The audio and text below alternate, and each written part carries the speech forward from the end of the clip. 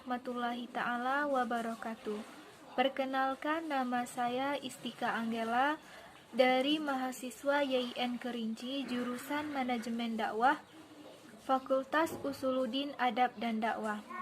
Baiklah, di sini saya akan membahas tentang COVID-19 atau yang sering disebut virus corona. Virus corona ini merupakan virus yang sangat berbahaya dan juga mematikan, yang dimana virus ini telah banyak sekali memakan ribuan bahkan jutaan jiwa yang telah terkena COVID-19. Virus dapat menyebar melalui percikan air liur yang dihasilkan saat orang yang terinfeksi batuk, bersin, dan menghembuskan nafas. Dan juga bisa tertular jika menyentuh benda lalu menyentuh area mata, mulut, dan juga hidung.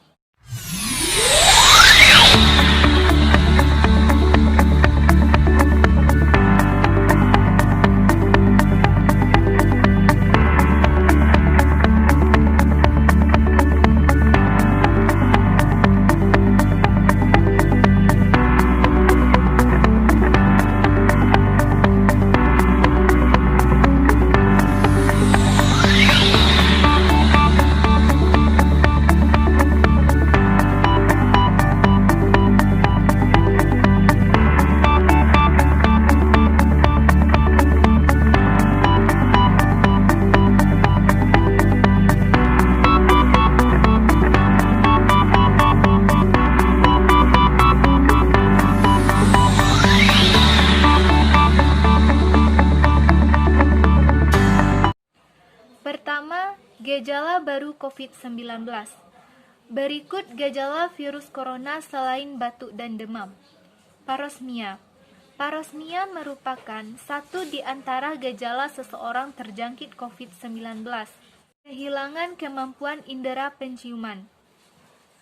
Dari orang-orang yang positif COVID-19, mereka melaporkan 4 minggu sebelumnya tidak bisa mencium bau dan mengecap rasa. Kemudian kondisi tersebut ditambahkan ke daftar resmi gejala COVID-19. Mengalami kelelahan. Salah satu gejala pada pasien COVID-19 adalah mengalami kelelahan yang ekstrim. Hampir 40% dari 6.000 orang yang positif mengalami kelelahan.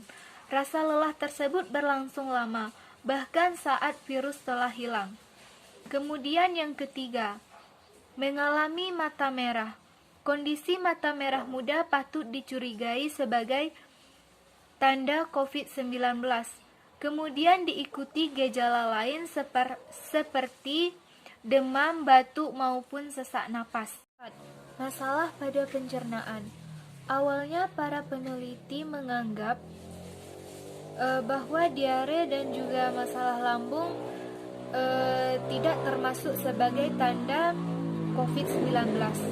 Namun setelah diketahui dalam sebuah penelitian di Cina, beberapa pasien yang paling awal terkena COVID-19 yaitu mengalami masalah pencernaan seperti diare dan sering tak disertai dengan demam. Kemudian yang kelima, delirium. Gejala delirium mayoritas dialami oleh sekelompok lansia, yang dimana merupakan perubahan tiba-tiba pada fungsi mental seseorang. Gangguan ini dapat menyebabkan perubahan cara berpikir dan perilaku serta tingkat kesadarannya. Delirium juga dapat mempengaruhi kemampuan konsentrasi, berpikir, mengingat, merasa gelisah, dan juga pola tidur seseorang. Kemudian, ruam kulit. Ruam kulit pada gejala COVID-19 sekilas terlihat seperti gatal-gatal pada campak dan juga cacar air, serta timbulnya bentolan-bentolan pada kulit yang beruntusan. Yang kedua, kasus COVID-19 semakin meningkat. Kasus corona dalam sepekan terakhir ini terus terjadi peningkatan dibandingkan pekan-pekan yang sebelumnya. Kasus COVID-19 tertinggi tercatat dengan angka 8.389 kasus. Berikut 3 penyebab kasus COVID-19 terus meningkat secara signifikan. Yang pertama, faktor meningkatnya kasus. dalam 2 pekan terakhir, yakni masih adanya kerumunan masyarakat. Masyarakat belum berdisiplin mematuhi protokol kesehatan COVID-19. Hal ini diperburuk oleh perilaku masyarakat yang berkerumunan sehingga mengakibatkan risiko penularan. Kemudian yang kedua, masih terjadinya mobilitas masyarakat yang masif, terutama di masa libur panjang dan cuti bersama. Kemudian yang ketiga, masih ada masyarakat takut melakukan tes ketika sudah memiliki gejala terjangkit COVID-19. Padahal, jika masyarakat dites dan positif, akan dilakukan isolasi dan mencegah penularan kepada orang lain. Kemudian 3, jangan gengsi pakai masker.